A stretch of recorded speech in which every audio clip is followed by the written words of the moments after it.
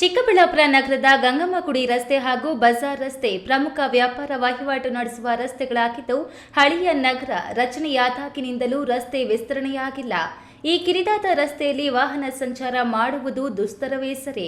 ಹಬ್ಬ ಹರಿದಿನಗಳಲ್ಲಂತೂ ಓಡಾಡುವುದೇ ಕಷ್ಟವಾಗಿದೆ.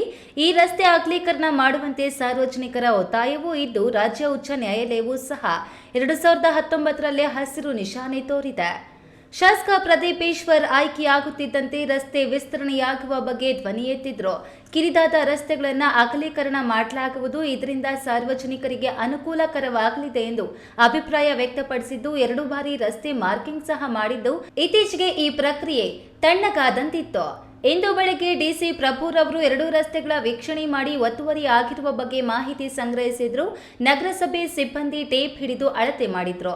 ಸಾಕಷ್ಟು ಜನ ಅಂಗಡಿ, ಮಳಿಗೆಗಳು, ಮನೆಗಳ ಮಾಲೀಕರು ಒತ್ತುವರಿ ಮಾಡಿರುವುದು ಖಾತ್ರಿಯಾಗಿದೆ. ರಸ್ತೆ ಕಿರಿದಾಗಿ ಇರುವುದರಿಂದ ಆರೋಗ್ಯದ ಮೇಲೆ ಪರಿಣಾಮ ಬೀರುತ್ತಿದೆ. ಆಂಬ್ಯುಲೆನ್ಸ್ ಓಡಾಡಲು ಆಗುತ್ತಿಲ್ಲ, ವಾಹನಗಳ ಸಂಚಾರಕ್ಕೆ ಸಂಚಕಾರ ಆಗ್ತಿದೆ. ಆದ್ದರಿಂದ ಸಾರ್ವಜನಿಕರು ಅಗಲೀಕರಣಕ್ಕೆ ಸಹಕಾರ ನೀಡುತ್ತಾರೆ.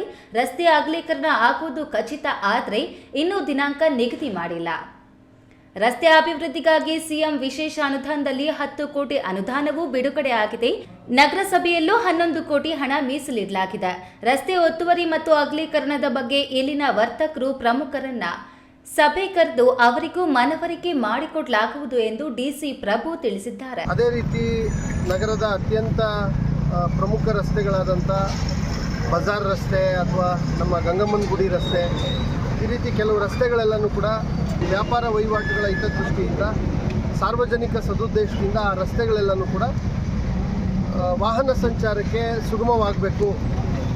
ಅನಧಿಕೃತವಾಗಿ ಯಾವುದೇ ಅನುಮತಿ ಇಲ್ಲದಂತೆ, ಯಾವುದೇ ಪ್ಲ್ಯಾನ್ ಅಪ್ರೂವಲ್ ಇಲ್ಲದಂತೆ ಅನಧಿಕೃತವಾಗೆಲ್ಲ ಏನು ಕೆಲವು ಕಟ್ಟಡಗಳು ಬಂದಿದ್ದಾವೆ, ಅವರೆಲ್ಲ ಕೂಡ ಸ್ವಯಂ ಪ್ರೇರಿತರಾಗಿ ಸಹಕರಿಸ್ತೇವೆ, ಅಭಿವೃದ್ಧಿಗೆ ನಾವು ಕೂಡ ಕೈ ಜೋಡಿಸ್ತೇವೆ ಅನ್ನೋ ಮಾತನ್ನೆಲ್ಲ ಹೇಳಿದ್ದಾರೆ.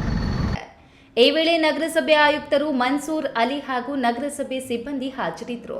ಕೆಎಸ್ ನಾರಾಯಣಸ್ವಾಮಿ, ಈ ನ್ಯೂಸ್ ಟಿವಿ, ಚಿಕ್ಕಬಳ್ಳಾಪುರ.